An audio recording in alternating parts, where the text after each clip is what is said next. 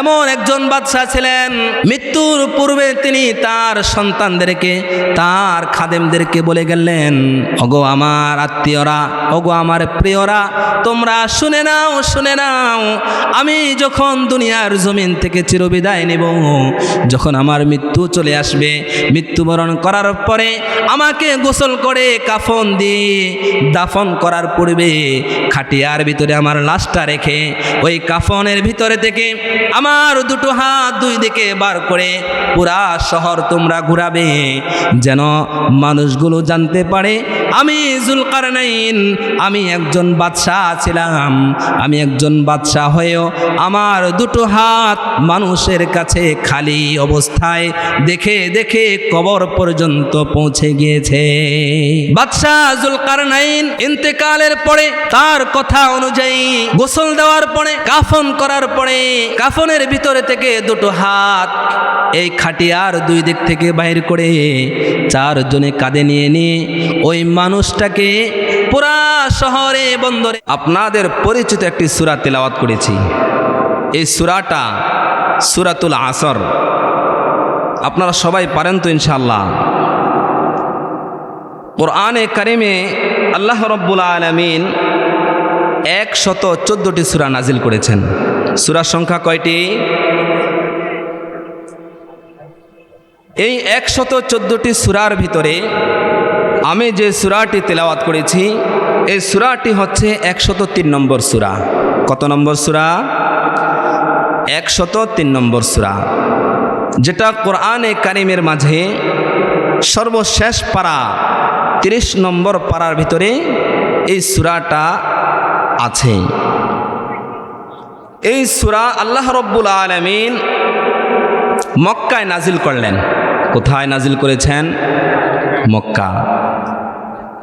কোরআনে কারিমের সূরাগুলো, যে সূরাগুলো আছে সেগুলো দুই ভাগে বিভক্ত। কয় ভাগে বিভক্ত? দুই ভাগে বিভক্ত। এক হচ্ছে মাক্কি, আরেক হচ্ছে মাদানী। আল্লাহর হাবিব সাল্লাল্লাহু আলাইহি ওয়াসাল্লাম মক্কায় থাকা অবস্থায় যে সূরাগুলো আল্লাহ রাব্বুল আলামিন অবতীর্ণ করেছিলেন, নাজিল করেছিলেন, সেগুলো হলো মাক্কি সূরা। আর আল্লাহর হাবিব সাল্লাল্লাহু আলাইহি ওয়াসাল্লাম মদিনায় থাকাকালীন যেই সূরাগুলো অবতীর্ণ করেছিলেন সেই সূরার নামগুলো কি? মাদানী।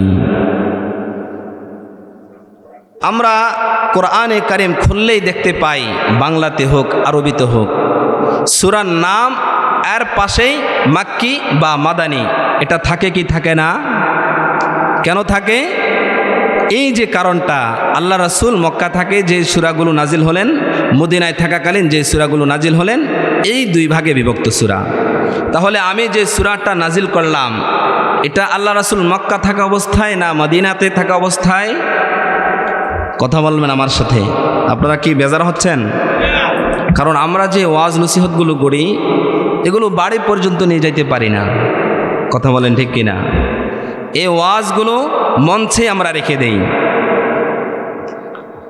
এরকম একটা গল্প হয়তো আপনারা শুনেছেন যে ওয়াজ বাড়ি পর্যন্ত নিতে পারে না। দাদা নাতি ওয়াজ শুনতে গিয়েছে। কোথায় গিয়েছে? ওয়াজ শুনতে গিয়েছে। তো যেহেতু গ্রামগঞ্জের মেঠো পথ, আঁকাবাঁকা রাস্তা, মাঝে আবার ছোট ছোট খাল আছে, তো এই দাদা নাতি কিভাবে সে ওয়াজের মঞ্চে যাবে, ময়দানে যাবে? যাওয়ার পথে ছোট একটা খাল পাড়ি দিতে হয়। খাল চিনেন তো আপনারা সবাই? এই খাল পাড়ি দিতে হয়। খাল পাড়ি দিয়ে ওয়াজের মঞ্চে চলে গেল। আলোচনা সব কিছু শেষ। দাদি নাতি, দাদা এবং নাতি উভয়ে ওয়াজ শোনার পরে বাড়ির দিকে রওনা হয়েছে। দাদা আগে পাড়ি দিয়েছে। দাদা পাড়ি দেওয়ার পরে নাতি তার পিছু পিছু ওই খালটা পাড়ি দিয়েছে। খাল পাড়ি দেওয়ার পরে নাতি খেয়াল করলো যে আমার দাদার পরনে যে লুঙ্গি বা পায়জামা আছে এটা বিন্দু পরিমাণ ভিজে নাই, বিন্দু পরিমাণ ভিজে না। কিন্তু নাতির যতটুকু পানি হাঁটুর আগ পর্যন্ত উপর পর্যন্ত সবটুকুন ভিজে গিয়েছে। নাতি জিজ্ঞেস করলো, দাদা, বলে নাতি কি হয়েছে তোমার? বলল, দাদা আপনি না ওয়াজ শুনে আসলেন, যে হুজুর না ওয়াজ করেছে পুরুষ মানুষের যেই সতর আছে এই সতরটা ঢাকা ফরজ, আপনি ওয়াজ শুনে আসলেন। আরে নাতি কথা বলিস না, ওয়াজ তো খালের এই পারে আনবো না, ওয়াজ যতবার শুনি খালের ওই পারে রেখে আসি। নাউজুবিল্লাহ। তাহলে ওয়াজ শুনলেই হবে না, ওয়াজ শোনার পরে কি করতে হবে? আমল করতে হবে। পুরুষের যে সতর নাভি থেকে হাঁটু পর্যন্ত ঢেকে রাখা, এটা প্রত্যেকটি পুরুষের জন্য এটা ফরজ, এটা অবশ্যই পালন করতে হবে। কথা বলেন ঠিক কিনা? তাহলে আমরাও যে ওয়াজ নসিহত শুনতেছি এগুলো আমরা ইনশাল্লাহ ইখলাসের সাথে হেদায়েতের উদ্দেশ্যে শুনবো, যেন আল্লাহ তাআলা আমাদেরকে এই দু একটি কথার মাধ্যমে আমাদেরকে কি করেন? আল্লাহ তাআলা হেদায়েত দান করেন। সকলে বলুন আল্লাহুম্মা আমিন। আমার মুসলমান বন্ধুগণ, কোরআনে কারীমের যে সূরাটি আমি আপনাদের সম্মুখে তিলাওয়াত করেছি, ওই সূরাটি হলো সূরাতুল আসর। আর এই সূরাতুল আসর মক্কায় নাজিল হয়েছে। আল্লাহ রাব্বুল আলামিন কোন সূরা বা আয়াত নাজিল করার পেছনে কোন একটি ঘটনা বা কারণ উল্লেখ করেন, যেটাকে আরবিতে বলা হয় শানে নুজুল, অর্থাৎ এই আয়াত বা সূরার নাজিলের কারণটা। আল্লাহ রাব্বুল আলামিন হয়তো কোনো ঘটনাকে কেন্দ্র করে বা কোনো শরীয়তের বিধানকে কেন্দ্র করে বিভিন্নভাবে আল্লাহ রাব্বুল আলামিন আমাদের কাছে এই কোরআনকে অবতীর্ণ করেছেন। এই সূরাটা আল্লাহ রাব্বুল আলামিন কেন নাজিল করলেন? আমার মুসলমান ভাইরা ও পর্দার অন্তরালের মা বোনেরা, অনেক সময় নষ্ট করেছো আজকের মোবাইল টিপার সময় বাদ দিয়ে, তোমার অযথা কথাবার্তা বাদ দিয়ে মনোযোগ সহকারে দু একটা কথা শুনে নাও। হয়তো এই কথার মাধ্যমে আল্লাহ রাব্বুল আলামিন আমাদেরকে হেদায়েতের পথ বাতলিয়ে দিতে পারেন। আমার মুসলমান বন্ধুগণ, আল্লাহ রাব্বুল আলামিন এই সূরাটা কেন নাজিল করলেন? আল্লাহর হাবিব সাল্লাল্লাহু আলাইহি ওয়াসাল্লাম পৃথিবীর জমিনে এমন সময় অবতীর্ণ হলেন, এমন সময় আগমন করলেন, আল্লাহ রাব্বুল আলামিন তার পেয়ারা হাবিবকে এমন সময় অবতীর্ণ করলেন, এমন সময় নাজিল করলেন, এমন সময় মানুষের কাছে পাঠালেন, যেই সময়টা ছিল আইয়ামে জাহিলিয়াতের যুগ। কি যুগ? আইয়ামে জাহিলিয়াতের যুগ। যে সময়ে মানুষের ভিতরে মনুষ্যত্ব ছিল না, কেউ কাউকে পরোয়া করত না, মানুষ মানুষকে সম্মান দিতে জানতো না, মানুষ মানুষকে হত্যা করত, মানুষ মানুষের রক্তপাত ঘটাতো, কোনো মান মর্যাদা ছিল না। এমনকি নিজের সন্তানকে ওই মানুষগুলো জিন্দা অবস্থায় মাটির ভিতরে পুঁতে ফেলত। নাউজুবিল্লাহ। এমন একটি করুণ অবস্থায়, এমন একটা পাপী, এমন একটা পাপিষ্ঠ সময়ে, অন্ধকার সময়ে রব্বুল আলামিন তার পেয়ারা হাবিব সাল্লাল্লাহু আলাইহি ওয়াসাল্লামকে এই দুনিয়ার জমিনে প্রেরণ করেছিলেন। আমার মুসলমান ভাইরা, আল্লাহর হাবিব সাল্লাল্লাহু আলাইহি ওয়াসাল্লাম এই দুনিয়ার জমিনে আগমন করার পরে যত অন্ধকার ছিল, যত পাপাচার ছিল, যত গুমরাহি ছিল, সবগুলো দূরীভূত হয়ে গিয়েছে। সুবহানাল্লাহ। আর একটু জবান খুলে বলুন সুবহানাল্লাহ। আমার মুসলমান ভাইরা, আল্লাহর হাবিব সাল্লাল্লাহু আলাইহি ওয়াসাল্লাম দুনিয়ার জমিনে আগমন করলেন। দুনিয়ার জমিনে আগমন করার পরে দীর্ঘ 40টি বছর পর্যন্ত আল্লাহ রব্বুল আলামিন তার পেয়ারা হাবিব সাল্লাল্লাহু আলাইহি ওয়াসাল্লামকে বিভিন্ন পরীক্ষায় নিমজ্জিত করলেন। আর পেয়ারা হাবিব সাল্লাল্লাহু আলাইহি ওয়াসাল্লাম সব পরীক্ষায় তিনি উত্তীর্ণ লাভ করলেন। সুবহানাল্লাহ। আল্লাহর হাবিব সাল্লাল্লাহু আলাইহি ওয়াসাল্লাম 40 বছর পূর্ণ হওয়ার পর আল্লাহ রব্বুল আলামিন তার উপর ওহী অবতীর্ণ করলেন, অর্থাৎ তাকে নবুয়ত দান করলেন। শরীয়তের বিধান মানুষের কাছে কাছে মানুষকে তাওহীদে ইলাহির দাওয়াত দেওয়ার জন্য আল্লাহ রব্বুল আলামিন নির্দেশ দিয়ে দিলেন। কত বছর পরে? আমি যে সূরাটা পড়লাম এই সূরার নাজিলকৃত যেই ঘটনা, এটা টেনে ইনশাল্লাহ আমরা আলোচনা শুরু করব। তাহলে আল্লাহর হাবিব সাল্লাল্লাহু আলাইহি ওয়াসাল্লাম কত বছর বয়সে নবুয়ত লাভ করলেন? কথা বলেন। 40 বছর। এর আগে আল্লাহ রব্বুল আলামিন তার ভিতরে যা যা দেওয়ার সব কিছুই দিয়ে দিলেন। সুবহানাল্লাহ। আমার মুসলমান বন্ধুগণ, এই দীর্ঘ 40টা বছর আল্লাহর হাবিব সাল্লাল্লাহু আলাইহি ওয়াসাল্লাম একাকিত্বভাবে কি জীবন যাপন করেছেন? কথা বলেন। তিনি কি একাকী জীবন যাপন করেছেন? না মানুষের সমাগমে, মানুষের কাছে আত্মীয় স্বজনদের সাথে মিলেমিশে দিন অতিবাহিত করেছেন। আত্মীয় স্বজনদের থেকেই প্রত্যেকে তাকে চিনেছে, জেনেছে, তার কথাগুলো মান্য করেছে, শুনেছে।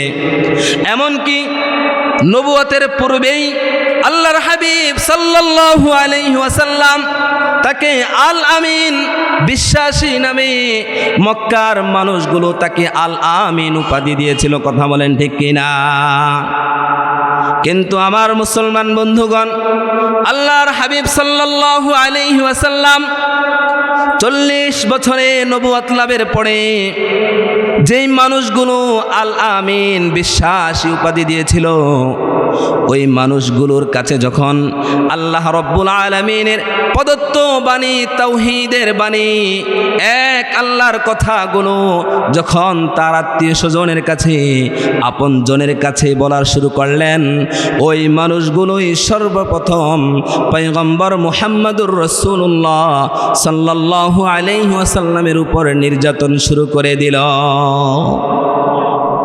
কিন্তু দীর্ঘ 40 বছরে তার কথা শুনেছে, তার কথা মেনেছে, তাকে আল আমিন উপাধি দিয়েছে। কথা বলেন ঠিক কিনা?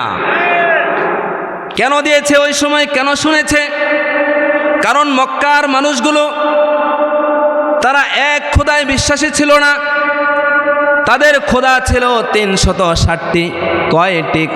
কথা বলেন। 360টি।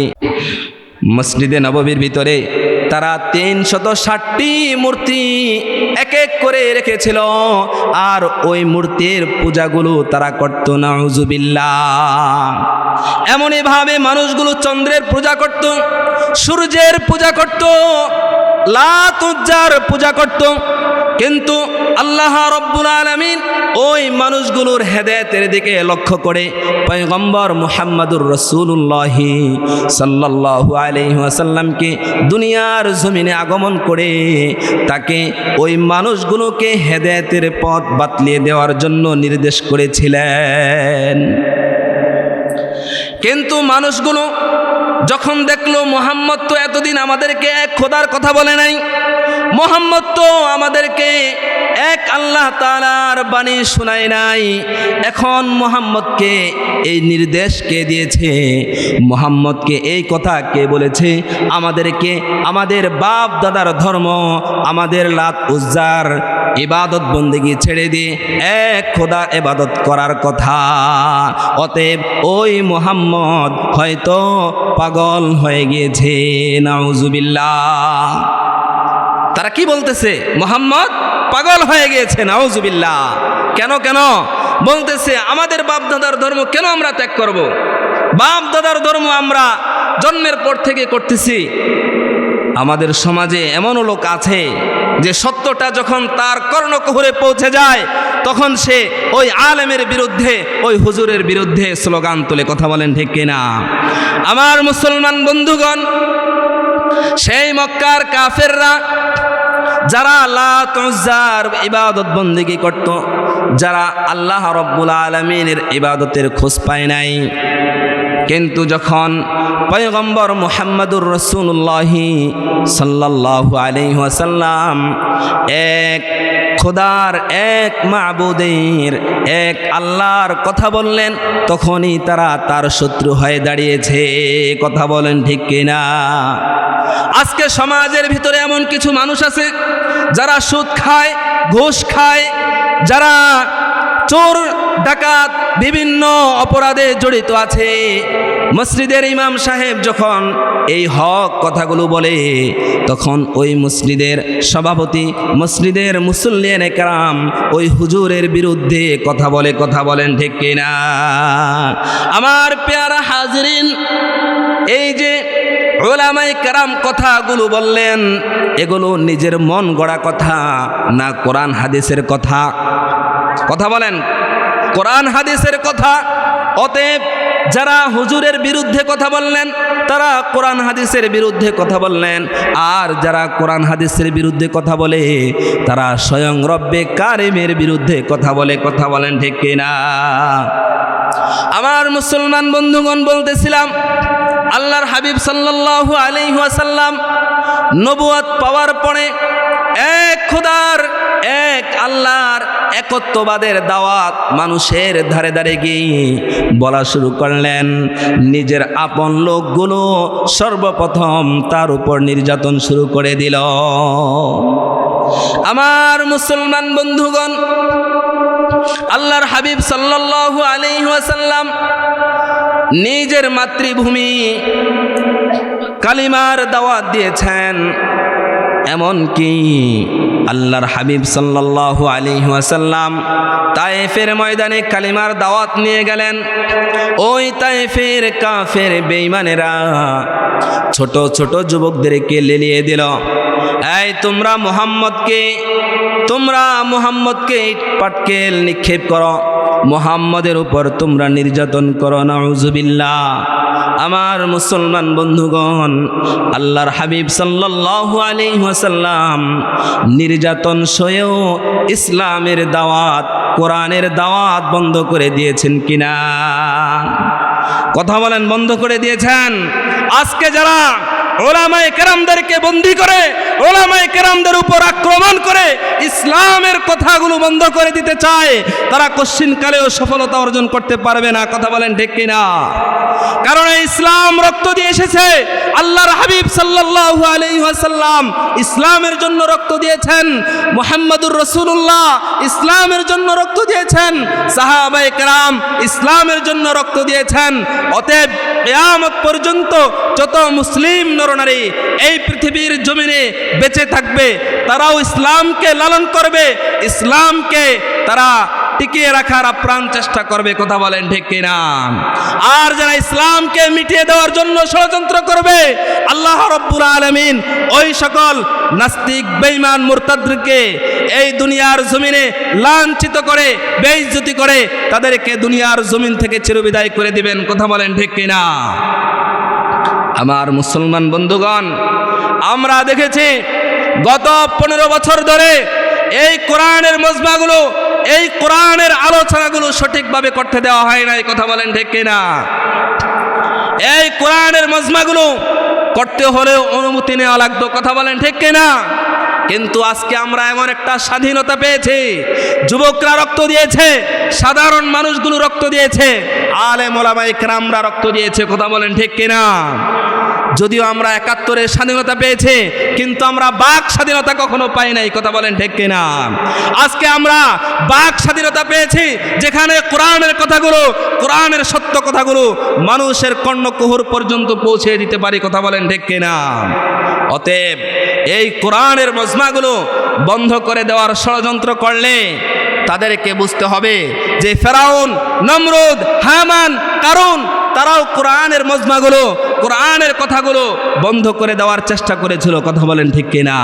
কিন্তু তারা সফলতা অর্জন করেছে, তারা কামিয়াবি লাভ করেছে? কখনোই লাভ করতে পারে না, বরং বেইজ্জতির সাথে লাঞ্ছিত অবস্থায় দুনিয়ার জমিন থেকে চিরবিদায় নিয়েছে, কথা বলেন ঠিক কিনা? আজও পর্যন্ত যারা আবু জাহেলের কথা, যারা আবু জাহেল, তারা সম্মানের সাথে নেয় না বেইজ্জতির সাথে নেয়? কথা বলেন।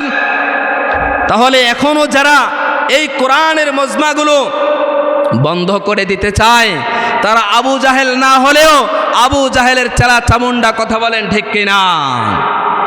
কারণ এই ইসলাম কিসের মাধ্যমে এসেছে? রক্তের বিনিময়ে ইসলাম এসেছে।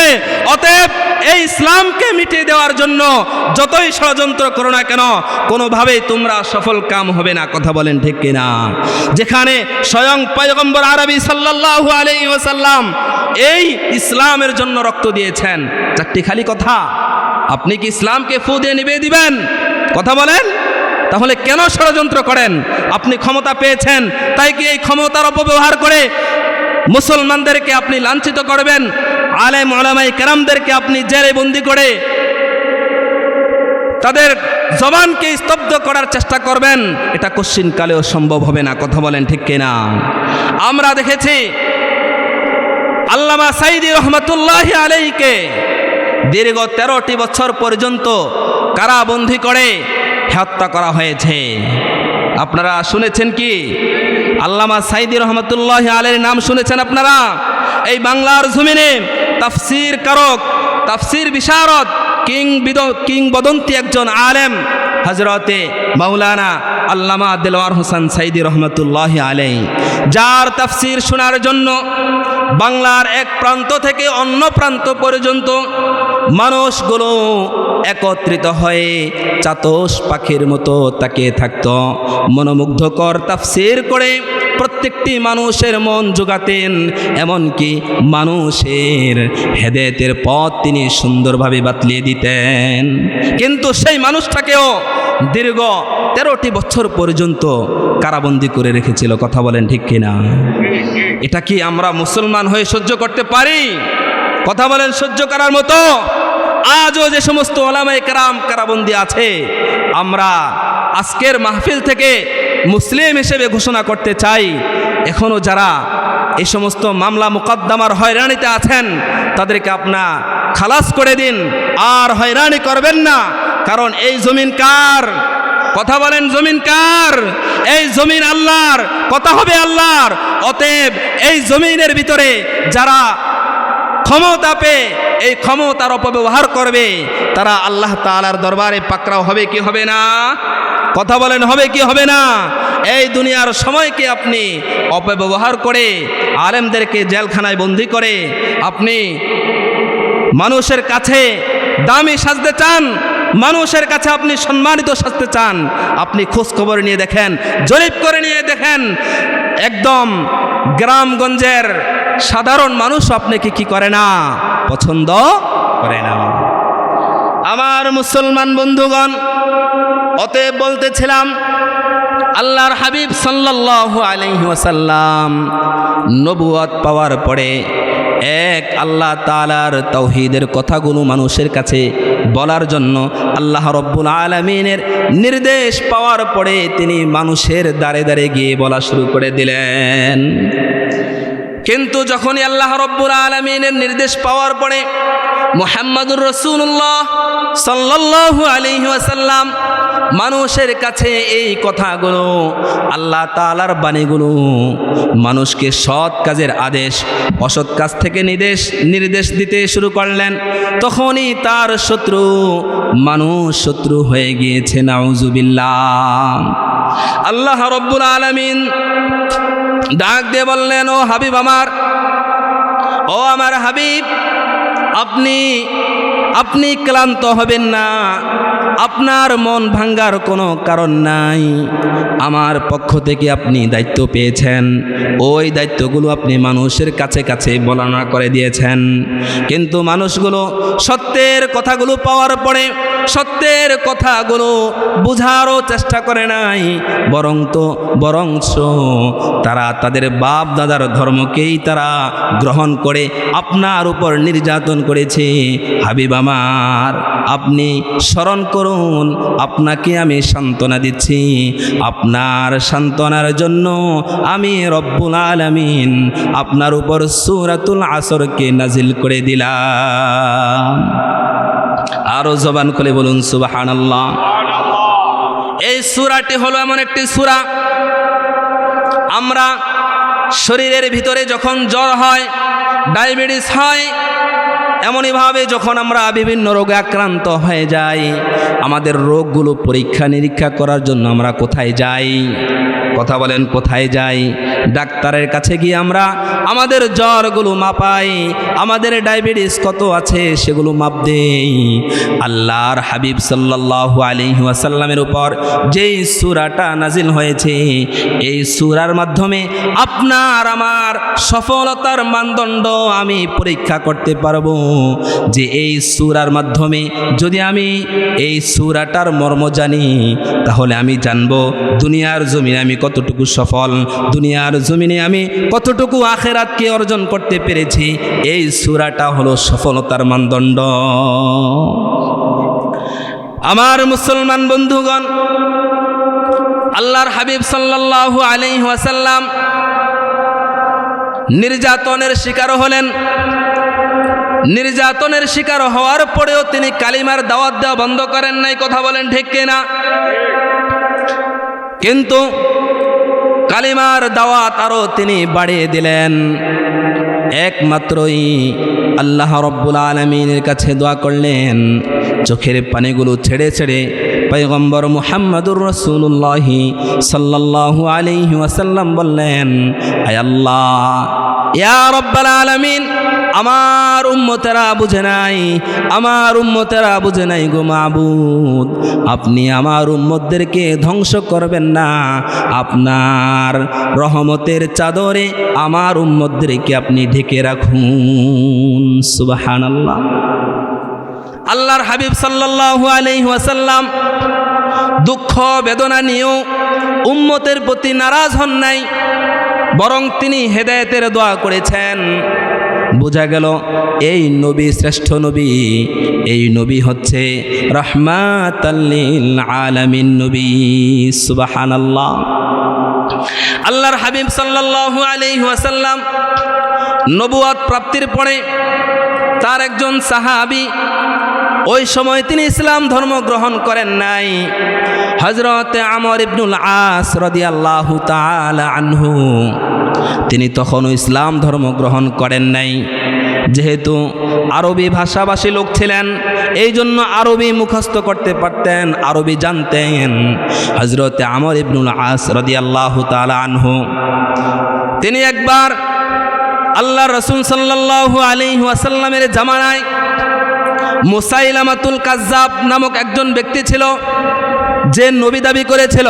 নাউজুবিল্লাহ। কি করেছিল? নবী দাবি করেছিল। অথচ সর্বশেষ নবীর নাম কি? কথা বলেন, মুহাম্মাদুর রাসূলুল্লাহ সাল্লাল্লাহু আলাইহি ওয়াসাল্লাম। যে নবীর পরে দুনিয়ার জমিনে আর কোনো নবী হবে না। আল্লাহর হাবিব সাল্লাল্লাহু আলাইহি ওয়াসাল্লাম বলেন, আনা খাতামুন নাবিয়িনা লা নাবিয়্যা বা'দি, আমি হলাম সর্বশেষ নবী, আমার পরে আর পৃথিবীতে কোনো নবী আসবে না। আমার মুসলমান ভাইরা, দুনিয়ার জমিনে আল্লাহর হাবিব সাল্লাল্লাহু আলাইহি ওয়াসাল্লামের সময় নবী দাবি করে বসলেন। নাউজুবিল্লাহ। রাসূলের সময় নবী দাবি করলেন মুসাইলামাতুল কাজ্জাব। আমরা এখনও দেখতে পাই, আমাদের বাংলাদেশেও আছে কাদিয়ানি সম্প্রদায়। নাম কি? কাদিয়ানি, ভণ্ড কাদিয়ানি। তার নাম ছিল আহমদ। নাম কি ছিল? আহমদ। এই আহমদ নাম ধরে সে এই নামের উপর ভিত্তি করে করে একবার সে ঈসা আলাইহিস সালাম দাবি করলেন, আবার মনে করে করে সে শেষ পর্যন্ত মুহাম্মাদুর রাসূলুল্লাহ সাল্লাল্লাহু আলাইহি ওয়াসাল্লামের স্থলাভিষিক্ত হওয়ার দাবি করলেন। চিৎকার করে বলুন নাউজুবিল্লাহ।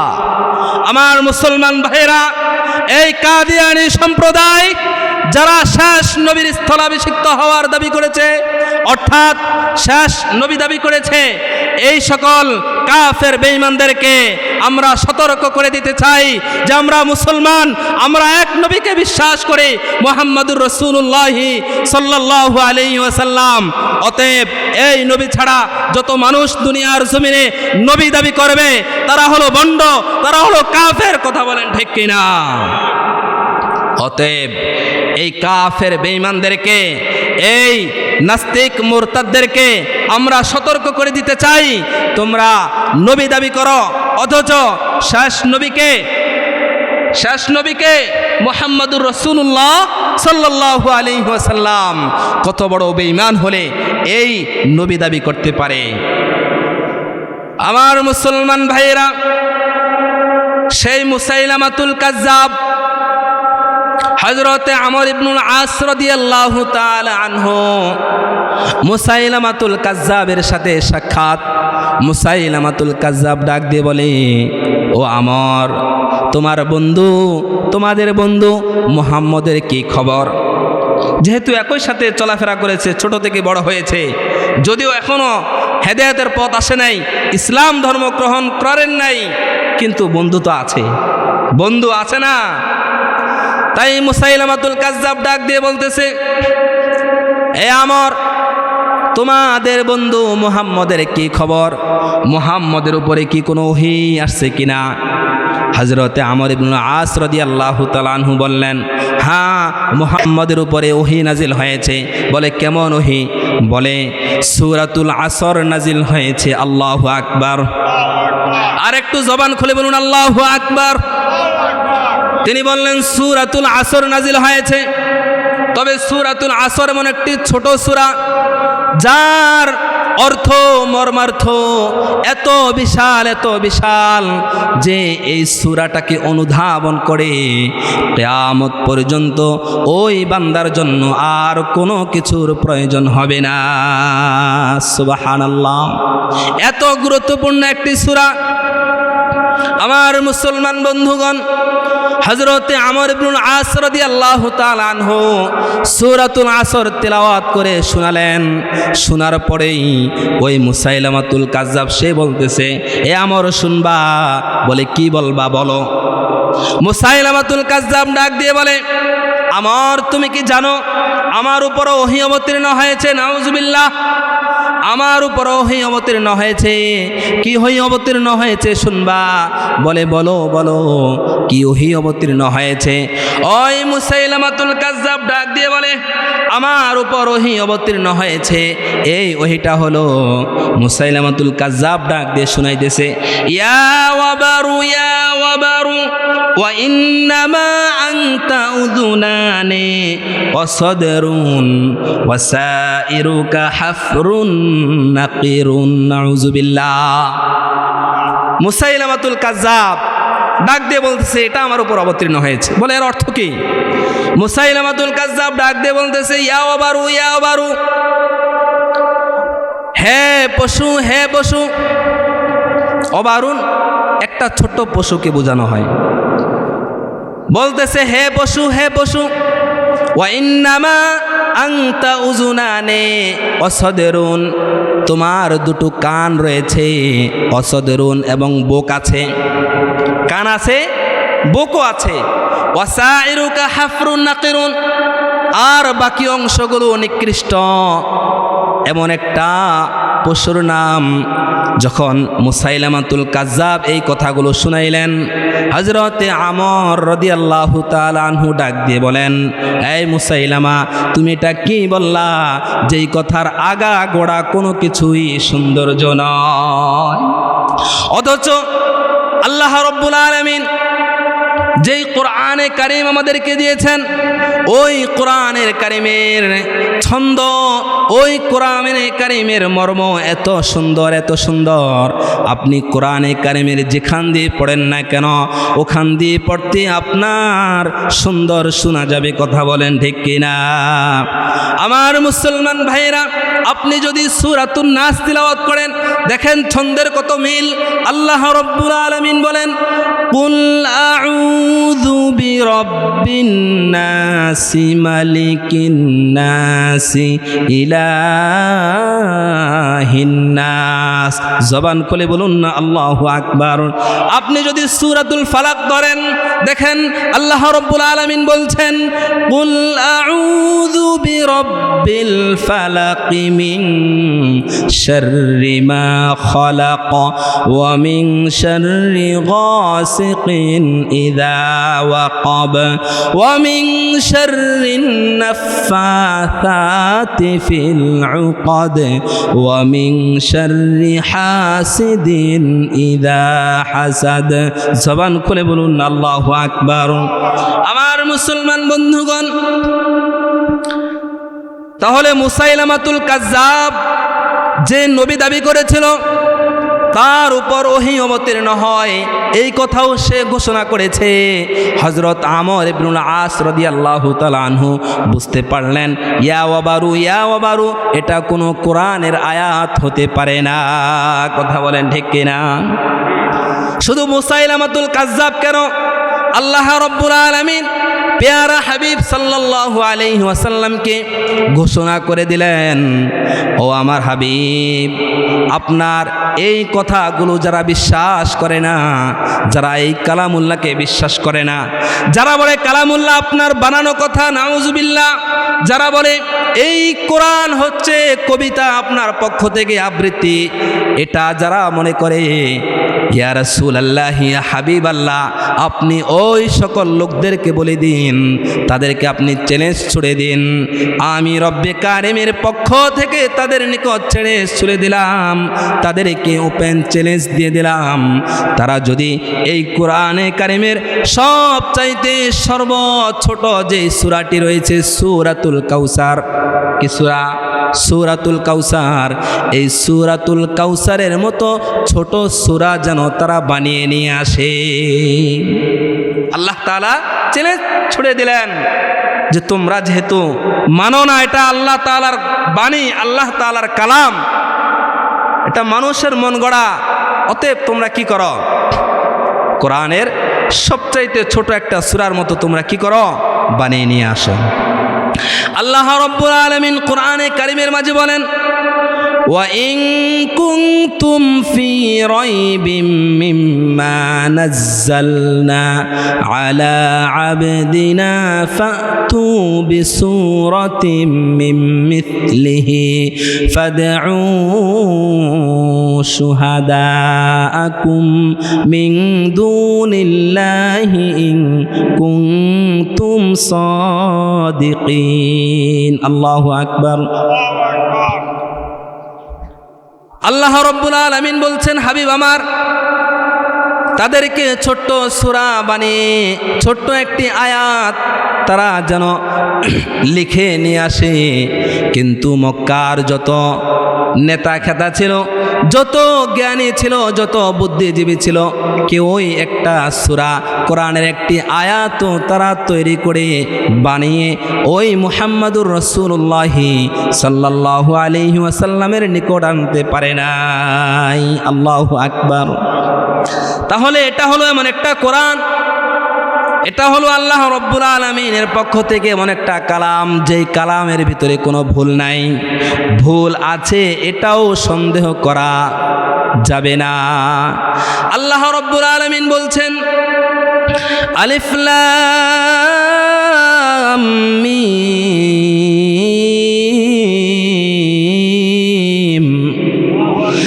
যালিকাল কিতাবু লা রাইবা ফীহি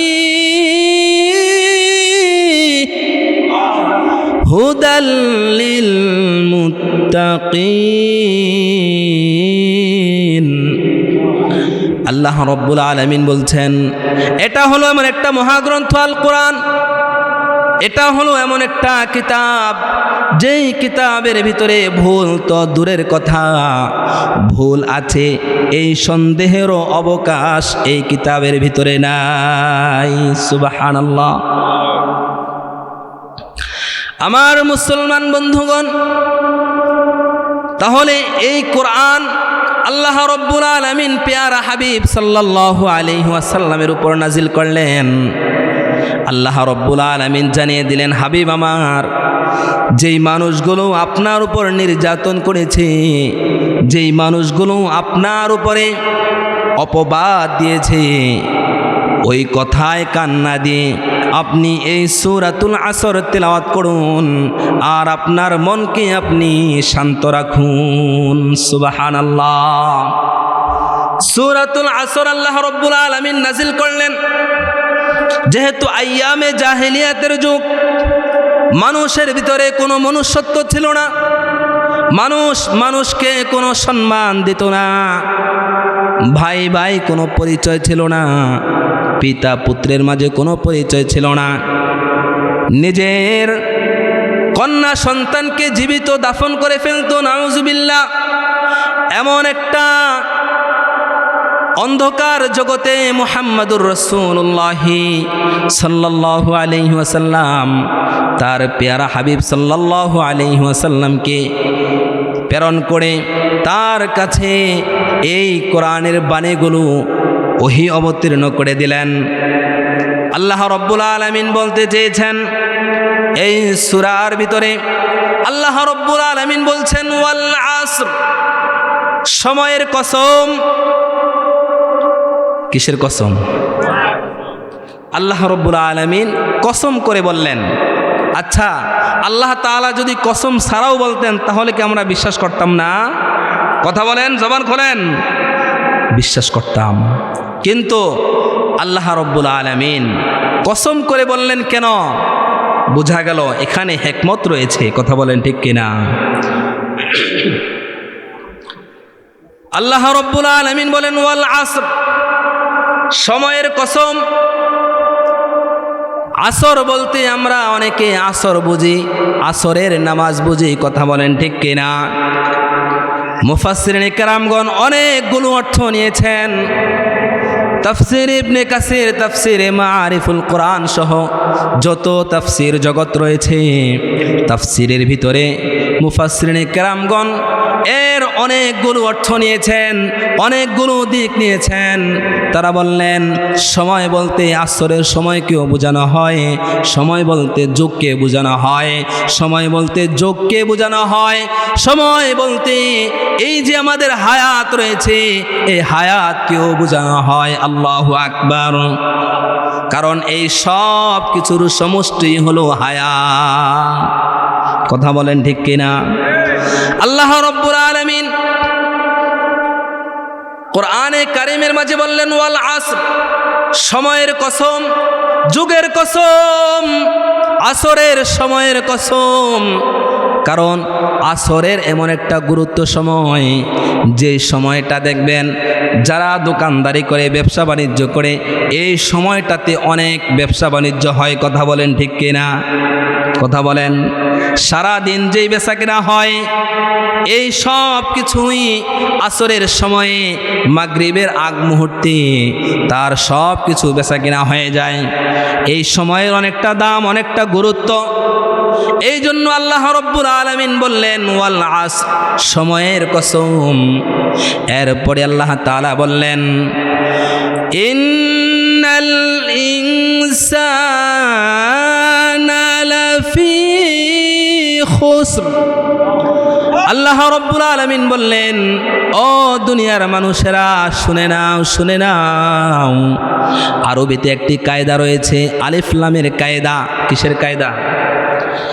এই যে আল্লাহ রব্বুল আলামিন ইন্নাল ইনসানার ভিতরে যে আলিফ লামটা, লাম আলিফ নিয়ে আসলেন, এই লাম আলিফের অর্থ হচ্ছে গোটা মানুষ, গোটা মানব জাতি। আল্লাহু আকবার। আল্লাহ রব্বুল আলামিন বললেন ও দুনিয়ার মানুষেরা শুনে নাও, ইন্নাল ইনসানা, পৃথিবীর জমিনে যত মানুষ আছে, লাফি খুসরিন, সকল মানুষগুলো ক্ষতিগ্রস্ত। কে? সব মানুষগুলো ক্ষতিগ্রস্ত। আচ্ছা, মানুষ যদি ক্ষতিগ্রস্ত থাকে তাহলে সে সফলতা অর্জন করবে কিভাবে? সফলতার পথ দরকার আছে না নাই? আল্লাহ রাব্বুল আলামিন বললেন, ইন্নাল ইনসানা লাফি খুসর, দুনিয়ার সব মানুষগুলো ক্ষতিগ্রস্ত, ক্ষতির ভিতরে নিমজ্জিত। তবে ওই মানুষগুলো যারা চার কাজ নিয়ে আছে, যাদের ভিতরে চারটা গুণ পাওয়া যায়, ওই চার গুণওয়ালা মানুষগুলো তারা ক্ষতির ভিতরে নাই। আল্লাহু আকবার। গুণ বিশিষ্ট মানুষগুলো ক্ষতির ভিতরে নাই। আল্লাহ রাব্বুল আলামিন বললেন, চার গুণের ভিতরে অন্যতম একটি গুণ, সেটা হচ্ছে কোরআনের ভাষায় আল্লাহ রাব্বুল আলামিন বললেন, ইল্লাল্লাযীনা আমানু ওয়া আমিলুস সালিহাতি ওয়া তাওয়াসাউ বিল হাক্কি ওয়া তাওয়াসাউ বিস সবর। আল্লাহ রাব্বুল আলামিন বললেন, এক নম্বরে ইল্লাল্লাযীনা আমানু, যারা ঈমান এনেছে, ঈমানদার, তারা ক্ষতিগ্রস্তের ভিতরে নয়।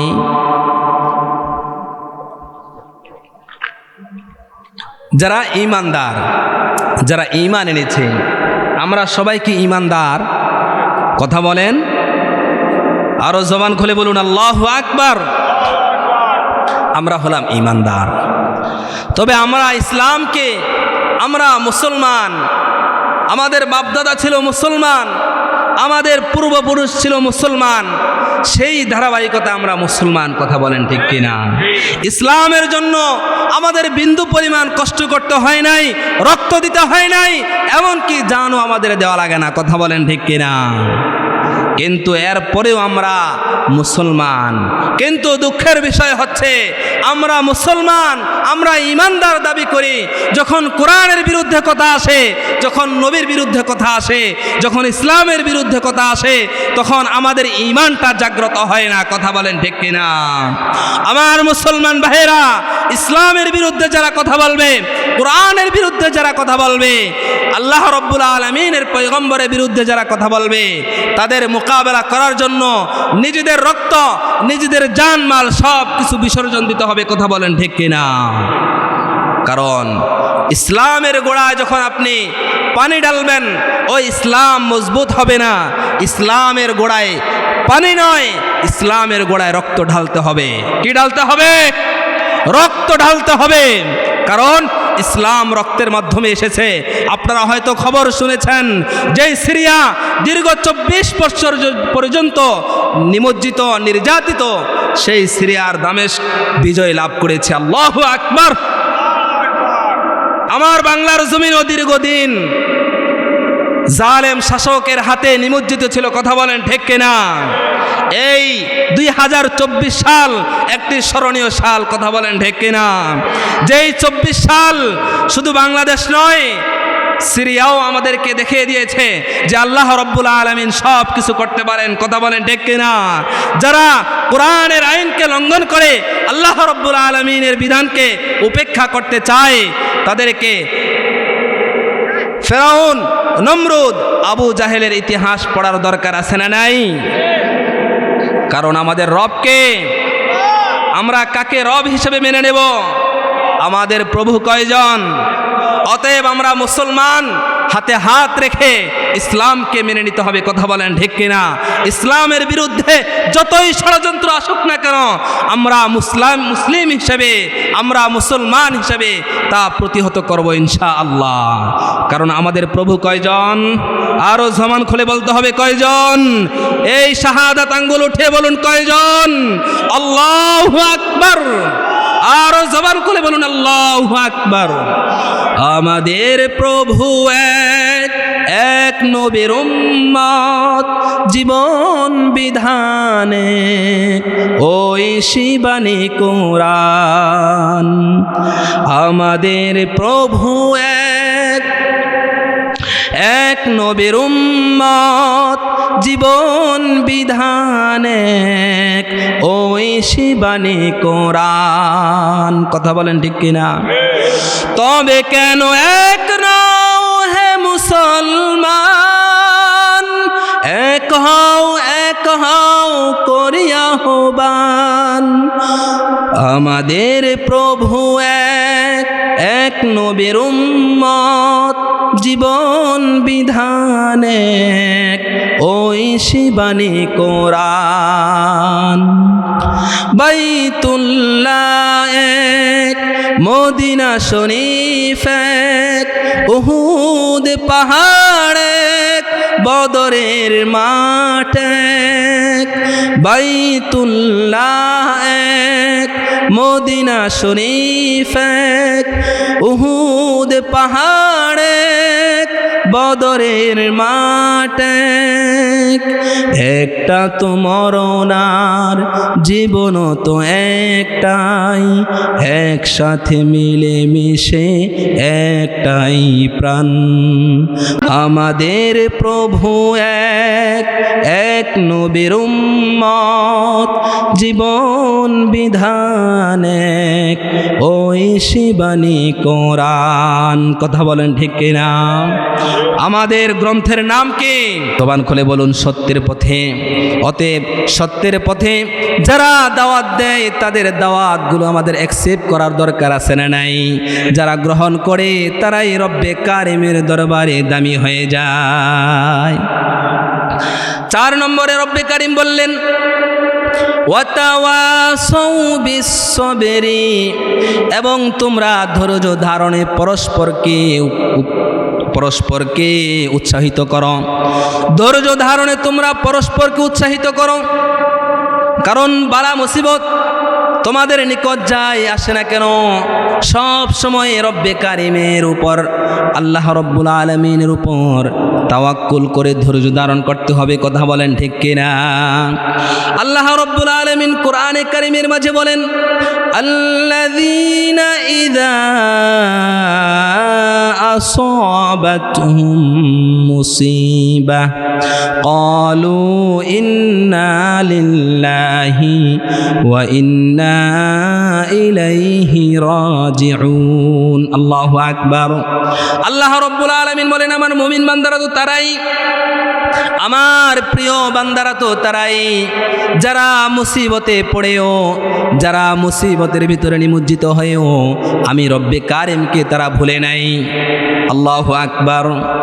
তারা বলে তারা বলে ইন্না লিল্লাহি ওয়া ইন্না ইলাইহি রাজিউন। তারা বলে আমাদের উপর যদিও মুসিবত এসেছে, এই মুসিবত সহ্য করার পরে আল্লাহ রব্বুল আলামিনের কাছে আমাদেরকে ফিরে যেতে হবে। কথা বলেন ঠিক কিনা? এই দুনিয়াতে থাকার জায়গা আসেনি। আরো জবান খুলে বলেন দুনিয়াতে চিরকাল থাকতে পারবেননি।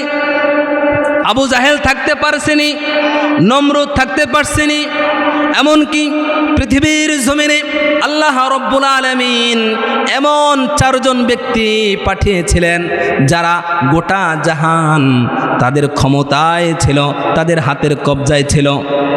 কয়জন ব্যক্তি? 4 জন ব্যক্তি ছিল। এমন রাজা, এমন বাদশাহ, এই 4 জন বাদশাহ যারা পুরা পৃথিবীকে শাসন করেছিল, তাদের ভিতরে 2 জন হচ্ছে কাফের বেঈমান আর 2 জন হচ্ছে মুসলমান। আল্লাহু আকবার। আল্লাহ রব্বুল আলামিন কাফের বেঈমানের কাছেও ক্ষমতা দেন, তবে ক্ষমতা পাওয়ার পরে যদি কাফের বেঈমান মনে করে আমি ক্ষমতা পেয়েছি, আমি সম্মানিত হয়েছি, এটা ভুল কথা, এটা তার সঠিক কথা নয়। কারণ ক্ষমতা পেয়েই যে মানুষ সম্মানিত হয় এটা এমন না। কথা বলেন ঠিক কিনা? একজন কাফের বেঈমানও ক্ষমতা পায়, তবে ওই ক্ষমতা পাওয়ার পরে সে যদি ক্ষমতাকে কাফের হয়েও সুন্দরভাবে যদি পরিচালনা করে তাহলে সে প্রতিটি মানুষের কাছে সম্মানের পাত্র হয়ে যায়। কথা বলেন ঠিক কিনা? আর সে যদি মুসলমান হয়, মুসলমান হওয়ার পরেও সে যদি ক্ষমতা পেয়ে মানুষদের সাথে সুন্দর আচরণ না করে, তাহলে ওই মানুষের কাছে সে কখনো সম্মানের পাত্র হয় না। কথা বলেন ঠিক কিনা? আল্লাহ রাব্বুল আলামিন 4 জন ব্যক্তি পাঠালেন। 1 নম্বর হলো বুখতে নসর, আরেকজন হচ্ছে নমরুদ। এই 2 জন কাফের গোটা পৃথিবীকে শাসন করেছিল, কিন্তু তারা ছিল কাফের। আর মুসলমানের ভিতরে হযরতে সুলাইমান, বাদশাহ সুলাইমান, আল্লাহ রাব্বুল আলামিন এই সুলাইমান, পয়গম্বর সুলাইমান আলাইহিস সালাতু ওয়াস সালাম কেমন ক্ষমতা দিয়েছিলেন, যেই ক্ষমতার মাধ্যমে আল্লাহর হাবিব, আল্লাহর রাসূল হযরতে সুলাইমান আলাইহিস সালাতু ওয়াস সালাম ওই ক্ষমতা পেয়ে পিপীলিকার কথাগুলো পর্যন্ত তিনি বুঝতেন। আল্লাহু আকবার। কিসের কথা? পিপীলিকার কথা। সূরাতুন নামল, পিপীলিকা সম্পর্কে আল্লাহ রাব্বুল আলামিন একটি সূরা নাজিল করে দিলেন, যে সূরার ভিতরে সুন্দর ইতিহাস আল্লাহ তাআলা টানলেন। তাহলে বলতেছিলাম মুসলমানের ভিতরে কয়জন? 2 জন। 1 নম্বর হলো হযরতে সুলাইমান আলাইহিস সালাতু ওয়াস সালাম। দ্বিতীয় ছিলেন হযরতে যুলকারনাইন। নাম কি ছিল? বাদশাহ যুলকারনাইন। আপনারা হয়তো বাদশাহ যুলকারনাইনের কথা শুনেছেন। এই বাদশাহ যুলকারনাইন ক্ষমতা পেয়েছেন, রাজত্ব পেয়েছেন। রাজত্ব পাওয়ার পরেও তিনি মানুষদের উপর স্টিম রুলার চালান নাই, মানুষদের উপরে নির্যাতন করেন নাই, মানুষদেরকে আয়না ঘরের ভিতরে নিয়ে যান নাই। মানুষদেরকে কি করেন নাই? আয়না ঘরে নিয়ে যান নাই। আমরা তো ক্ষমতা পাওয়ার পরেই এত জুলুম নির্যাতন করি, আয়না ঘরে পর্যন্ত মানুষদেরকে নিয়ে নির্যাতনের স্টিম রুলার ছড়িয়ে দেই। কথা বলেন ঠিক কিনা? কিন্তু তারা ক্ষমতা পেয়েছেন, ক্ষমতার অপব্যবহার করেন নাই। হযরতে যুলকারনাইন এমন একজন বাদশাহ ছিলেন, মৃত্যুর পূর্বে তিনি তার সন্তানদেরকে, তার খাদেমদেরকে বলে গেলেন, ওগো আমার আত্মীয়রা, ওগো আমার প্রিয়রা, তোমরা শুনে নাও, শুনে নাও। আমি যখন দুনিয়ার জমিন থেকে চিরবিদায় নেব, যখন আমার মৃত্যু চলে আসবে, মৃত্যুবরণ করার পরে আমাকে গোসল করে কাফন দিয়ে দাফন করার পূর্বে খাটিয়ার ভিতরে আমার লাশটা রেখে ওই কাফনের ভিতরে থেকে আমার 2 হাত 2 দিকে বার করে পুরা শহর তোমরা ঘুরাবে, যেন মানুষগুলো জানতে পারে আমি যুলকারনাইন, আমি একজন বাদশাহ ছিলাম। আমি একজন বাদশাহ হয়েও আমার 2 হাত মানুষের কাছে খালি অবস্থায় দেখে দেখে কবর পর্যন্ত পৌঁছে গিয়েছে। হযরতে বাদশাহ যুলকারনাইন ইন্তেকালের পরে তার কথা অনুযায়ী গোসল দেওয়ার পরে, কাফন করার পরে, কাফনের ভিতরে থেকে 2 হাত এই খাটিয়ার 2 দিক থেকে বাইর করে 4 জনে কাঁধে নিয়ে নিয়ে ওই মানুষটাকে পুরা শহরে বন্দরে ঘুরালেন। আর মানুষগুলো দেখে আর বলে, এত বড় একজন বাদশাহ ছিল, এত টাকা পয়সা ছিল, এত ক্ষমতা ছিল, কিন্তু ক্ষমতার লোভ মনে হয় শেষ হয় না, ক্ষমতার রাজত্ব মনে হয় শেষ হয় না। মরার পরেও 2 হাত তুলে 2 হাত বাহির করে রেখে দিয়েছে, আমাদেরকে বুঝাতে চাচ্ছে আমরাও যেন তাকে আরো কিছু দান করি। নাউজুবিল্লাহ। মানুষ মনে করেছে যে 2 হাত বাহির করে দিয়েছে কেন, যেন মানুষের কাছে চায়। কিন্তু হযরতে যুলকারনাইন বুঝাতে চেয়েছেন, দুনিয়ার মানুষেরা শুনে নাও, আমি একজন বাদশাহ ছিলাম, আমি একজন রাজা ছিলাম, আমার সভাসদ ছিল, আমার সিংহাসন ছিল, আমার সব কিছু ছিল, আমার খাদেম ছিল, আমার রাজা ছিল, প্রজা ছিল, আমার অধীনস্থ ছিল, সব কিছু থাকার পরেও আমি যুলকারনাইন ইন্তেকাল করলাম। ইন্তেকালের পরে এই খালি হাত নিয়ে আমি গোরস্থানে শুইতে হয়। আমার মুসলমান ভাইরা, তাহলে আল্লাহ রব্বুল আলামিন আমাদেরকে যে সময় দিয়েছেন, এই সূরাতুল আসরের মাঝে আল্লাহ রব্বুল আলামিন যেই সময়ের কসম খেয়েছেন, এই সময়ের অত দাম, সময়ের অনেক দাম, সময়ের অনেক মূল্য। যেই ব্যক্তি সময়ের মূল্যায়ন করবে, ওই ব্যক্তিটাই দুনিয়ার জমিনেও সফলতা অর্জন করবে, আখিরাতেও তার সফলতার ব্যবস্থা হয়ে যাবে। আমার মুসলমান ভাইরা, হযরত ইমাম শাফিঈ রাহমাতুল্লাহি আলাইহি বলেন, আল্লাহ রব্বুল আলামিন যেই সূরাটা নাজিল করলেন, এই সূরাতুল আসর, সূরাতুল আসর কোনো মুমিন মুসলমান যদি হৃদয়ে লালন করে, কোনো বান্দা যদি এর মর্মার্থ বুঝে, ওই বান্দা যদি এই সূরাতুল আসর নিয়ে থাকে, ওই বান্দার হেদায়েতের জন্য, সফলতা অর্জনের জন্য আর কোনো কিছু বাধা থাকবে না। এই সূরাতুল আসরেই তার সফলতা অর্জনের মাধ্যম হয়ে যাবে। সুবহানাল্লাহ। তাহলে এই সূরাতুল আসর আমরা সবাই পারি তো? এই সূরাতুল আসর আমরা পারি, তবে সূরাতুল আসর আমরা পড়ব।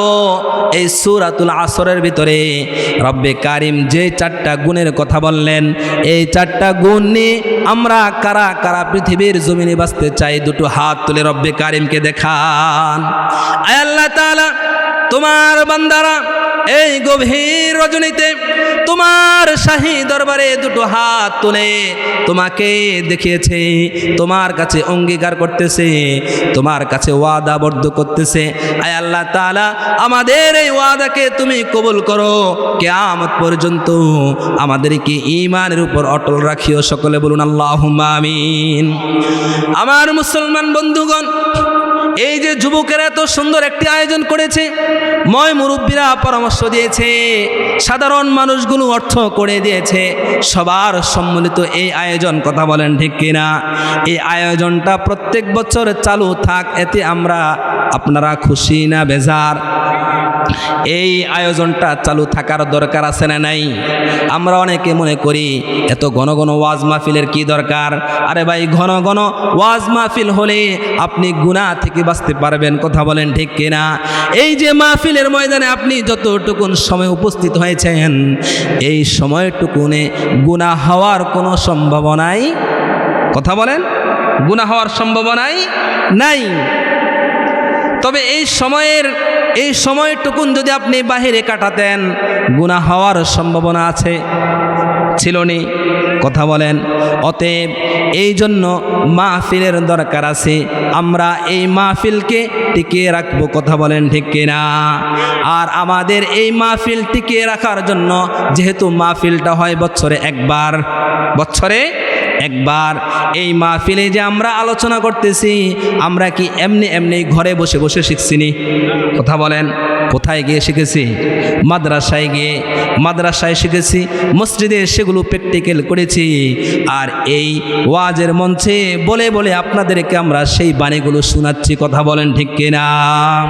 আমার মুসলমান বন্ধুগণ, এমন কথা বলার লোক তৈরি হোক, আল্লাহ রব্বুল আলামিনের বাণীগুলো মানুষের কাছে কাছে বর্ণনা করে পেশ করবে, এমন কিছু ছাত্র, এমন কিছু মানুষ তৈরি হোক, এমন ব্যবস্থা আমাদের করার দরকার আছে না নাই? করার দরকার হলে আমরা কি করতে হবে? একটা মাদ্রাসা করার প্রয়োজন, কথা বলেন ঠিক কিনা? কিসের প্রয়োজন? মাদ্রাসার প্রয়োজন। কেমন মাদ্রাসা? যেই মাদ্রাসায় আমাদের প্রাথমিক শিক্ষাটা সহি শুদ্ধভাবে অর্জিত হবে, কথা বলেন ঠিক কিনা?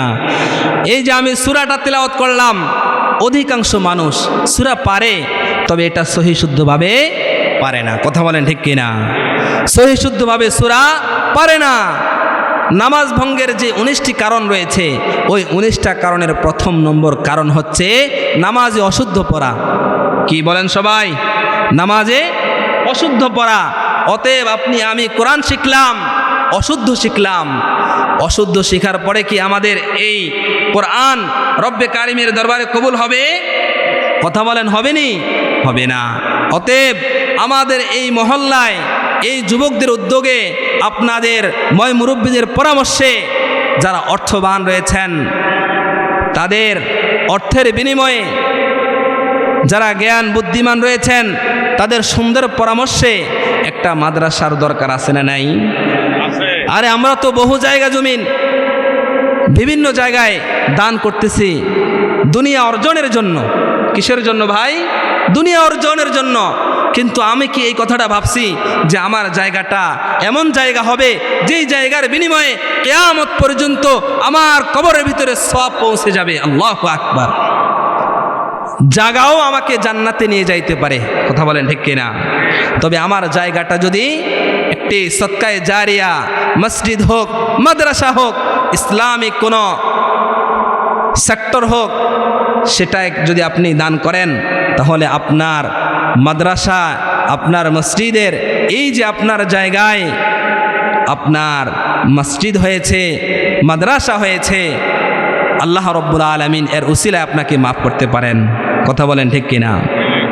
অতএব আমরা এই বিষয়টা মাথা রাখবো ইনশাআল্লাহ, যেন আমাদের এই যে দুনিয়াতে যত কামাই করতেছি, রোজগার করতেছি, এগুলো যেন আমাদের কি না হয়, বিফলে না যায়। কারণ আমাদের সন্তানগুলো এখন বেহায়া হইতেছে, কথা বলেন ঠিক কিনা? দেখেন বর্তমান যেহেতু সোশ্যাল মিডিয়ার যুগ, এখন একটা দল বের হয়েছে কাপল ব্লগ করে। কি করে? কথা বলেন কাপল ব্লগ, স্বামী স্ত্রী মিলে ভিডিও বানিয়ে বানিয়ে পরপুরুষের কাছে ছেড়ে দেয়। নাউজুবিল্লাহ। আরে বেহায়া কোথাকার, তোমার স্ত্রী হলো তোমার জন্য জান্নাত, কথা বলেন ঠিক কিনা? কিন্তু সেই জান্নাতকে তুমি উলঙ্গ করে, বেহায়া বেলিল্লাপনা করে মানুষের কাছে তুমি ছড়িয়ে দিচ্ছ, আর এর মাধ্যমে তুমি আর্নিং করছ, উপার্জন করছ। খোদার কসম করে বলি এই ভাই আমার, এর বিন্দু পরিমাণ টাকা তোমার জন্য হালাল হবে না। পর্দা ফরজ না মুস্তাহাব? নামাজ যেমন ফরজ, পর্দা তেমন ফরজ। যাকাত যেমন ফরজ, পর্দা তেমন ফরজ। এমনইভাবে হজ যেমন ফরজ, আপনার আমার পর্দা করাও ফরজ, কথা বলেন ঠিক কিনা? কিন্তু সমাজের ভিতরে এমন কিছু যুবকরা বের হয়েছে, এমন দেখি কিছু কিছু মুরব্বীরাও শুরু করে দিয়েছে টিকটক করে। কি করে? লাল দাড়ি সাদা দাড়িওয়ালা মুরব্বী, তারাও টিকটক করে। নাউজুবিল্লাহ। অথচ সে চিন্তা করে না আমার অর্ধেক কবরের ভিতরে চলে গিয়েছে, আমার হায়াত অর্ধেক শেষ হয়ে গিয়েছে, আমার হয়তো কিছুদিন পরেই বা এখনই আমার মৃত্যু চলে আসতে পারে। এই কথাগুলো সে চিন্তা করে নাই। যদি চিন্তা করত, কখনো এই সমস্ত কাজে তার সময়টা ব্যয় করতো না। আমার মুসলমান ভাইয়েরা, আমার আজকের সারমর্ম হচ্ছে সময়কে মূল্যায়ন করা।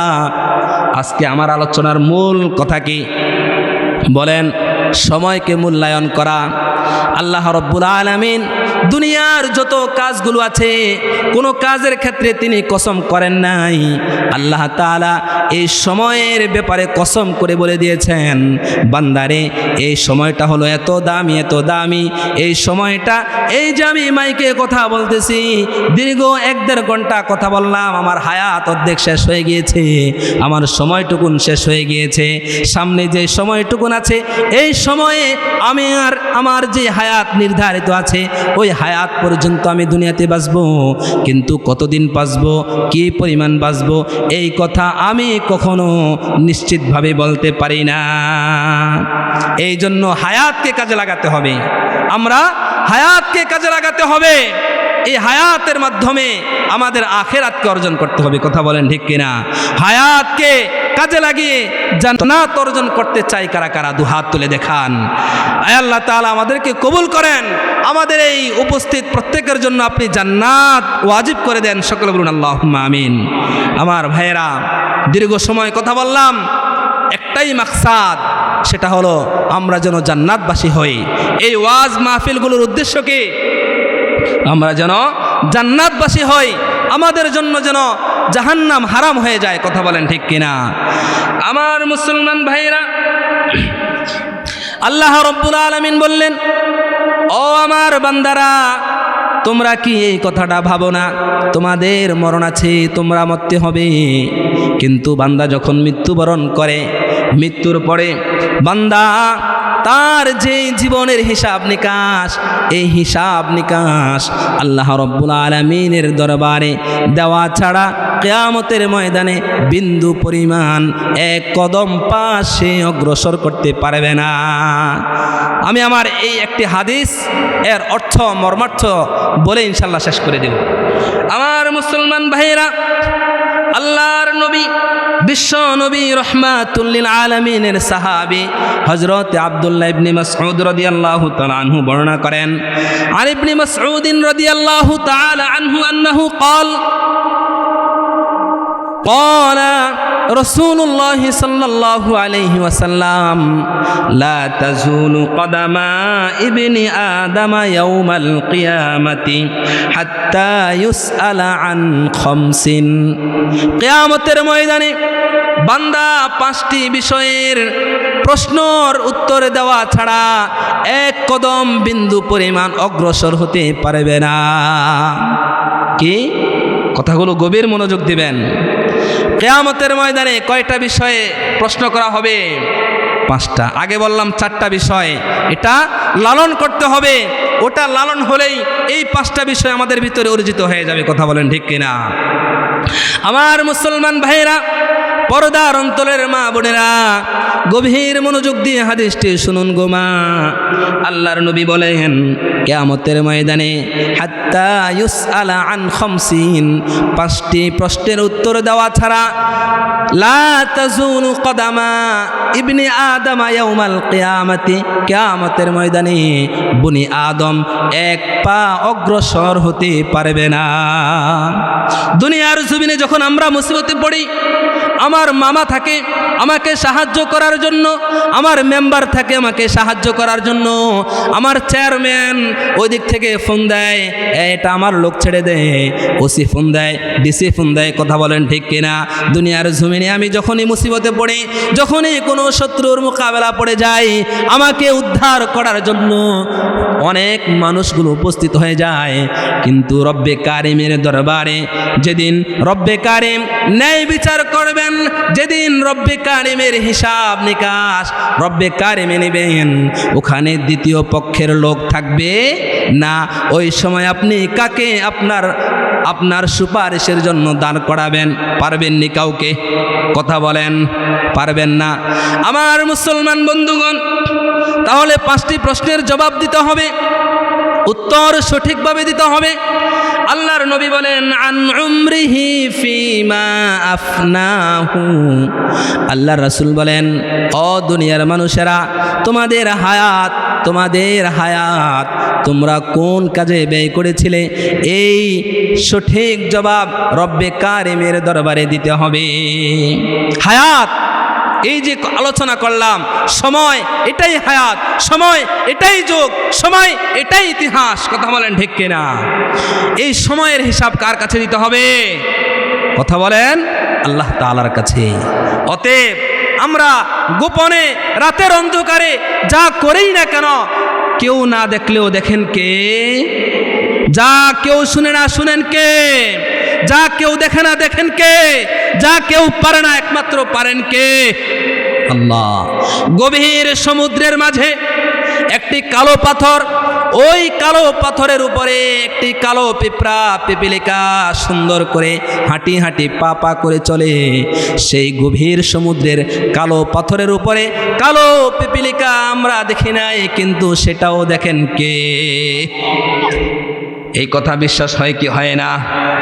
এখনো মানুষগুলো জড়ো হচ্ছে না, মানুষগুলো সময়টাকে অকাজে ব্যয় করতেছে। কথা বলেন ঠিক কিনা? আমার মুসলমান ভাইরা, তাহলে আমাদের এক নম্বর হিসাব দিতে হবে আমাদের হায়াত সম্পর্কে।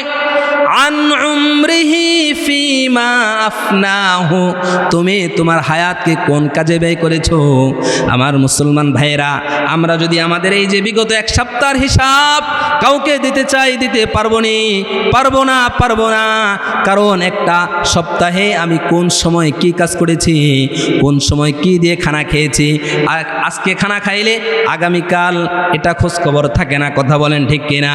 কিন্তু রব্বে কারিমের কাছে গোটা গোটা জীবনের হিসাব রব্বে কারিম যদি আমাদের কাছে চায় তাহলে কোনো উপায় থাকবে না। যদি রব্বে কারিম আমাদের উপর দয়া না করেন তাহলে আমরা কখনো তার জান্নাতে যেতে পারবো না। আল্লাহর ধরা বড় ধরা।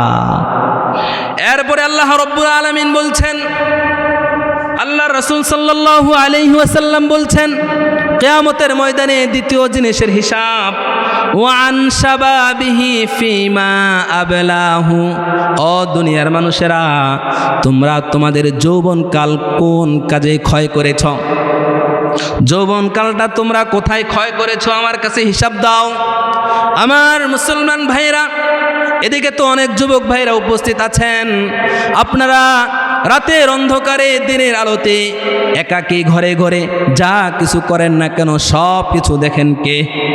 এই যৌবনকালকে আল্লাহ রব্বুল আলামিনের ইবাদত বন্দেগীতে যদি আমরা কাটাইতে না পারি তাহলে আমরা আল্লাহ তাআলার দরবারে ধরা, আল্লাহ তাআলার কাছে পাকড়াও হব কি হব না?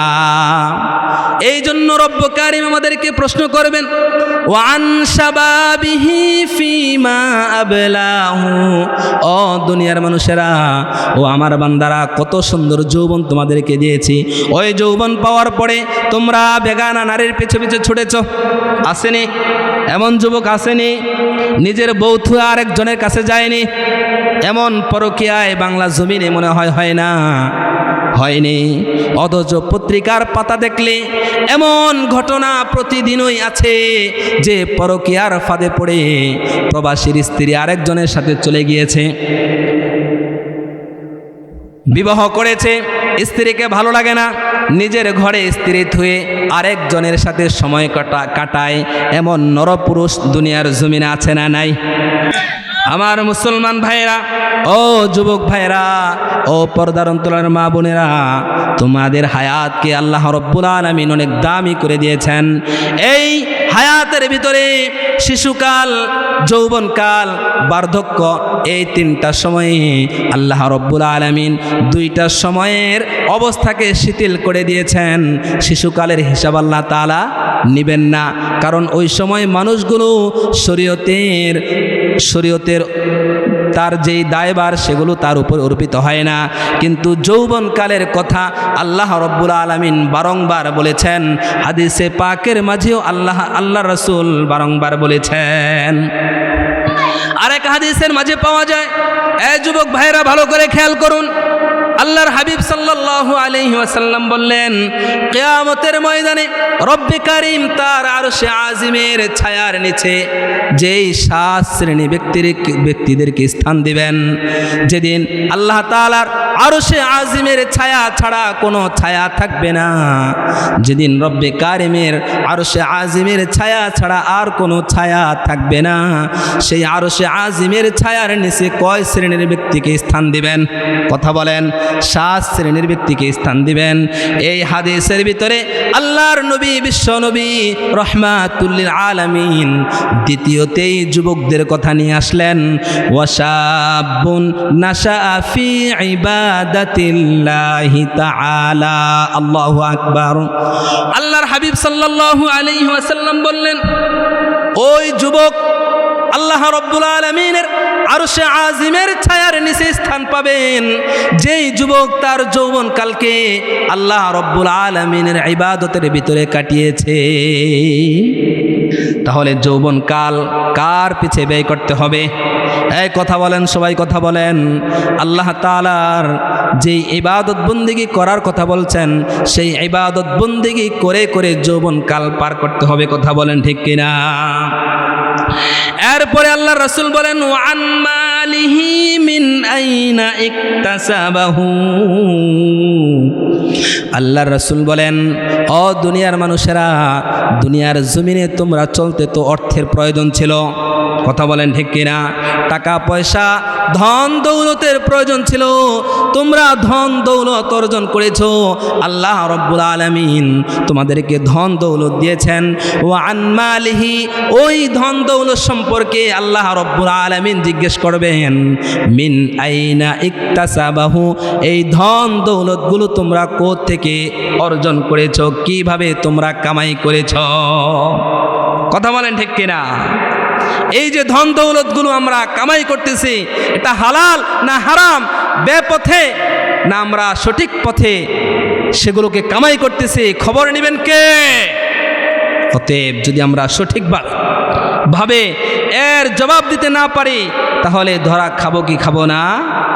আমার মুসলমান ভাইয়েরা, আজকে আমরা ধন সম্পদের মোহে পড়ে এমনভাবে আমরা দুনিয়াকে ভুলে গিয়েছি, জনগণের হক পর্যন্ত একজন মেম্বার চেয়ারম্যান আত্মসাৎ করে নেয়। কথা বলেন ঠিক কিনা? সাধারণ মানুষ তো নেয়, যেটা জনগণের জন্য বরাদ্দ, সেই বরাদ্দগুলো তারা নিজেদের মনে করে খাটের নিচে, বাড়ির নিচে নিয়ে লুকিয়ে ফেলে। কথা বলেন ঠিক কিনা? এমন চেয়ারম্যান মেম্বার মনে হয় আমাদের দেশের ভিতরে নাই, আসেনি? তাহলে তারা ক্ষমতা চায়, কিন্তু ক্ষমতা পেয়ে মানুষদেরকে যেই উপদেশ দিতে চায়, সেটা তারা কি করে না? ওয়াদা রাখতে পারে না। কথা বলেন ঠিক কিনা? আমার মুসলমান ভাইরা, তাহলে আপনি আমি কিভাবে ধন সম্পদ উপার্জন করতেছি, এই উপার্জনের হিসাব নেবেন কে? রব্বে কারিম। অতএব রব্বে কারিমের ভয় অন্তরে লালন করে চুরি ডাকাতি, অন্যের হক, অন্যের ক্ষেতের ধান, অন্যের ক্ষেতের গম, অন্যের মাল, অন্যের ধন সম্পদ আমাদের নিজের মনে করে ঘরে নিয়ে আসা যাবে নি। কথা বলেন যাবে নি? কারণ বান্দার হক রব্বে কারিম কখনো ক্ষমা করবেন না। রব্বে কারিম নিজের হকগুলো ক্ষমা করবেন। আপনি নামাজ পড়েন না, রোজা রাখেন না, যাকাত দেন না, কিন্তু ঈমান আনছেন। আল্লাহ তাআলা আমাদেরকে কোরআনে কারিমের মাঝে বলে দিয়েছেন, আল্লাহ রব্বুল আলামিন কোরআনে কারিমের মাঝে বলেন, ইয়া আইয়ুহাল্লাযীনা আমানু কুলু মিনাত তাইয়্যিবাতি ওয়া'মালু সালিহা। আল্লাহু আকবার। আল্লাহ রব্বুল আলামিন বলেন, হে ঈমানদারেরা, কুলু মিনাত তাইয়্যিবাত, তোমরা হালাল খাবার খাও, ওয়া আমালু সালিহা, এবং তোমরা নেক আমল করো। আমার উপার্জন যদি হালাল হয়, তাহলে আমার খাবারটাও হালাল হবে। কথা বলেন ঠিক কিনা? অতএব আমার উপার্জন যদি হারাম হয়, তাহলে আমার খাওয়াটাও হারাম হবে। কথা বলেন ঠিক কিনা? আর যেই ব্যক্তির শরীর হারাম দ্বারা গঠিত হবে, ওই হারাম শরীর রব্বে কারিমের জান্নাতে কখনো প্রবেশ করবে না। আল্লাহর হাবিব সাল্লাল্লাহু আলাইহি ওয়াসাল্লাম বললেন, লা ইয়াদখুলুল জান্নাতা জাসাদুন গুযিয়া বিল হারাম। হারাম ভক্ষণকারীর শরীর কখনো জান্নাতে প্রবেশ করবে না। আমার প্যারা হাজিরিন, আল্লাহর হাবিব সাল্লাল্লাহু আলাইহি ওয়াসাল্লাম বললেন, আরেকটি বিষয় সম্পর্কে তোমাদেরকে প্রশ্ন করবে, সেটা হলো ওয়াফিমা আনফাকাহু। যেই ধন সম্পদগুলো উপার্জন করেছো, সেই ধন সম্পদগুলো তোমরা কোথায় ব্যয় করেছো, কোন খাতে ব্যয় করেছো, সেটার হিসাবও রব্বে কারিম তোমাদের কাছ থেকে সঠিকভাবে নেবেন। তাহলে আমরা আমাদের উপার্জনগুলো, অর্থগুলো যদি দ্বীনি কাজে ব্যয় না করি, তাহলেও ধরা খেয়ে যাব। কথা বলেন ঠিক কিনা? এরপরে আল্লাহর হাবিব সাল্লাল্লাহু আলাইহি ওয়াসাল্লাম বললেন, 5 নম্বরে হচ্ছে ওয়ামাযা আমিলা ফীমা আলিমা। দুনিয়ার জমিনে তুমি নিজেকে অনেক পণ্ডিত মনে করতা, দুনিয়ার জমিনে নিজেকে অনেক জ্ঞানী মনে করতা। হুজুর আলোচনা করতেছে, তুমি আলোচনা শুনতে চাও নাই। হুজুর বলে, এই তুমি সৎ পথে চলতে হবে, কিন্তু ওই তুমি সৎ পথে চলো নাই, তুমি নিজেকে বড় মনে করেছো, তুমি নিজেকে জ্ঞানী মনে করেছো। এই যে তুমি জানলা, এই কি জানলা, কি পরিমাণ আমল করলা। আল্লাহর রাসূল বললেন, ওয়ামাযা আমিলা ফীমা আলিমা। তুমি যেই পরিমাণ জানলা, ওই পরিমাণ আমল করছো কিনা, যা জানছো তা মানছো কিনা। এই যে আজকে আপনারা 4টি বিষয় জানলেন, 1 নম্বর ঈমান আনতে হবে, 2 নম্বর সৎ কাজ করতে হবে, নেক আমল করতে হবে, 3 নম্বর পরস্পর উপদেশ দিতে হবে সত্যের পথে। 4 নম্বর ধৈর্য ধারণে পরস্পরকে উদ্বুদ্ধ করতে হবে। এই যে কথাগুলো আমরা জানলাম শুনলাম, মানার দরকার আছে না নাই? মানার দরকার আছে। অতএব পেয়ারা হাজিরিন, সময়কে নষ্ট করা যাবে না, সময়কে নষ্ট করা যাবে না। আমরা সময়কে নষ্ট করার দিকে বাংলাদেশ পুরাই পিছনে পড়ে আছি। অন্যান্য রাষ্ট্র দেখেন, তারা সময়কে মূল্যায়ন করে, তাদের টাইম টু টাইম তারা কাজ করে বিধায় তারা আজ তাদের দেশে গিয়ে আমাদের কাজ করতে হয়। তারা অনেক দুনিয়ার দিকে অনেক উচ্চ স্থানে চলে গিয়েছে, কিন্তু আজকে আমরা সময়ের মূল্য করতে পারি নাই। আমার মুসলমান ভাইয়েরা, অতএব সময়ের মূল্যায়ন করতে হবে। সময়টা হলো অনেক দামি, সময়টা অনেক দামি। আল্লাহ রাসূল সাল্লাল্লাহু আলাইহি ওয়াসাল্লাম বললেন, তোমরা যদি সময়ের মূল্যায়ন করো তাহলে সময়ে তোমাদেরকে জান্নাতের পথ দেখিয়ে দিবে। সুবহানাল্লাহ। আমার মুসলমান ভাইয়েরা, আমি এই কথাটা বলে শেষ করে দিচ্ছি। আল্লাহ রাসূল সাল্লাল্লাহু আলাইহি ওয়াসাল্লাম যে সময়ের গুরুত্ব নিয়ে বললেন, এমনকি আল্লাহ তাআলাও সময়ের গুরুত্ব নিয়ে বললেন। ইমাম জারি রহমাতুল্লাহি আলাইহি, ইমাম রাজি রহমাতুল্লাহি আলাইহি তিনি বললেন, এই সূরাতুল আসরটা পড়ার পরে আমি বুঝতে পারলাম না সময় আবার কিভাবে মূল্যায়ন করতে হয়। ইমাম রাজি রহমাতুল্লাহি আলাইহি বলেন যে আমি একবার বাজারে গেলাম, বাজারে যাওয়ার পরে দেখলাম এক ব্যক্তি, সে বরফ বিক্রি করতেছে। কি বিক্রি করে? বরফ বিক্রি করে। বরফ বিক্রি করে আর বলে, ও লোক সকল, তোমরা বরফ বিক্রেতার প্রতি তোমরা একটু সহানুভূতি করো, তোমরা বরফ বিক্রেতার প্রতি তোমরা একটু অনুনয় করো, তার প্রতি দয়া করো, কারণ তার পুঁজি ফুরিয়ে যাচ্ছে, তার পুঁজি শেষ হয়ে যাচ্ছে। ইমাম রাজি রহমতুল্লাহি আলাইহি বললেন, ওই কথা শোনার পরে আমি সূরাতুল আসরের তাফসির বুঝলাম যে মানুষের পুঁজি হচ্ছে সময়। মানুষের পুঁজি কি? সময়। বরফ বিক্রেতা তার পুঁজি নিয়ে আসছে বরফ, আর বরফটা এটা সচরাচর পড়ে থাকে না, এটা প্রত্যেকটি সেকেন্ডে সেকেন্ডে গলে যায়, পানি হয়ে শেষ হয়ে যায়। ওই বরফ বিক্রেতার পুঁজি যেহেতু বরফ, আর তার পুঁজি গলে গলে পড়ে যাচ্ছে, মানুষ যদি না কিনে তাহলে ওই তার পুঁজিটা পানি হয়ে হয়ে বিলীন হয়ে যাবে। কথা বলেন ঠিক কিনা? অতএব আপনার আমার হায়াতকে যদি আমি মূল্যায়ন না করি, আমার পুঁজিকে যদি আমি মূল্যায়ন না করি, তাহলে আমি ক্ষতিগ্রস্তের ভিতরেই পড়ে থাকব, আমি কখনো সফলতা অর্জন করতে পারবো না। অতএব পেয়ারা হাজিরিন, যে আলোচনাগুলো করলাম, আল্লাহ রব্বুল আলামিন যেন আমাদেরকে সময়ের মূল্যায়ন করে আমাদের হায়াতকে অতিবাহিত করার তৌফিক দান করুন। সকলে বলুন আল্লাহুম্মা আমিন। আসসালামু আলাইকুম ওয়া রাহমাতুল্লাহি ওয়া বারাকাতুহু।